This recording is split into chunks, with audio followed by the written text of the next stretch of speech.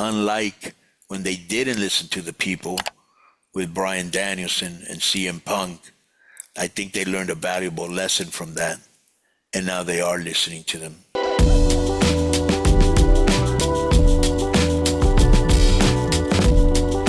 By the way, what did you think of the whole R-Truth thing that went on? I'm so glad Bro. he's back.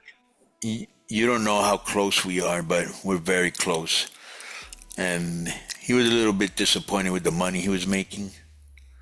And he was ready to negotiate with other people, and I believe had already started. I think they listened to the people again like they did with Cody. And unlike when they didn't listen to the people with Bryan Danielson and CM Punk, I think they learned a valuable lesson from that, and now they are listening to them. Do you want Ron Killings or do you want R-Truth? Because there's, or to me, I think the schizophrenic version would be great. Yeah, I like Ron Killings because it looks like he's gonna be like kind of badass, right? Yeah. And I want to see that side of him. I don't want to lose the shtick he does in the interviews backstage. Sometimes I'd love to see them. You can still be a badass and be humorous, say humorous absolutely. lines. You know what I'm saying? Were you surprised when he came out in the dreadlocks and? Bro, let me tell you what happened was, I was in the lobby of the hotel in LA, and some of the wrestlers were watching Money in the Bank, like on a phone or something, right?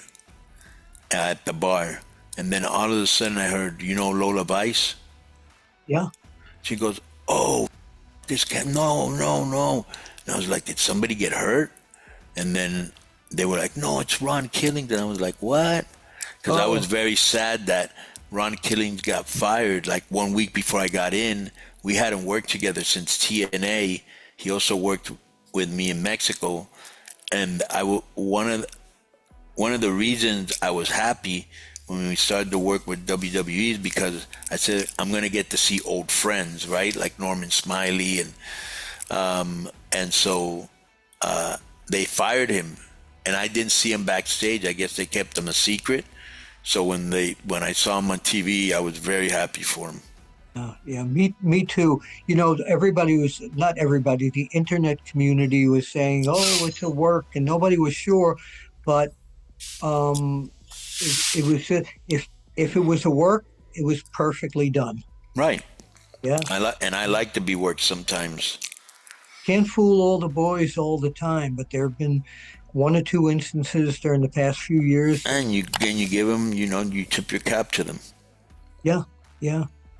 Thank you so much for doing this. Where can people find you? You're still doing your podcast? Yeah, I'm doing my podcast with Glenn Gilberti, Disco Inferno. Yeah. And it's called Keeping It 100. And we go over sports, politics, wrestling, movies, pop culture, just a little bit of everything. And our show's been on for like 8 years, very successful. We have a good little fan base. And I thank everybody that's been listening to it. But if you want to listen to it, just check out K100 with Konnan and Disco. It's on Spotify, Amazon, Apple, YouTube, Facebook. So check us out. See if you like what our content.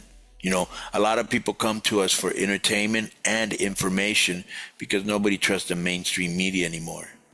Oh, I know. Other than wrestling, though, you're talking about pop culture and all that. Mm-hmm. What is your pop culture?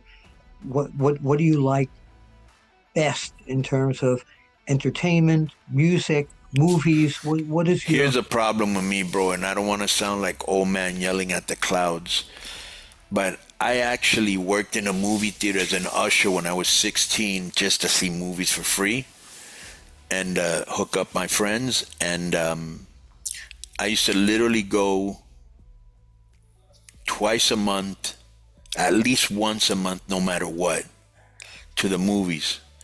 Bro, I haven't gone in the movie in months. I think most of the movies are shit. The music to me just isn't the same. And I try to be objective, you know? But there's not too many things today that I gravitate to. And I seem to gravitate to the old thing. I mean, tell me if there's an Earth, Wind, and Fire out there today. There isn't. No. You know? No. Is there maybe Dave Chappelle would be the closest thing to like an Eddie Murphy. Yeah. But, you know, like before you had such great shows like All in the Family and MASH, and they don't have shit like that anymore, you know?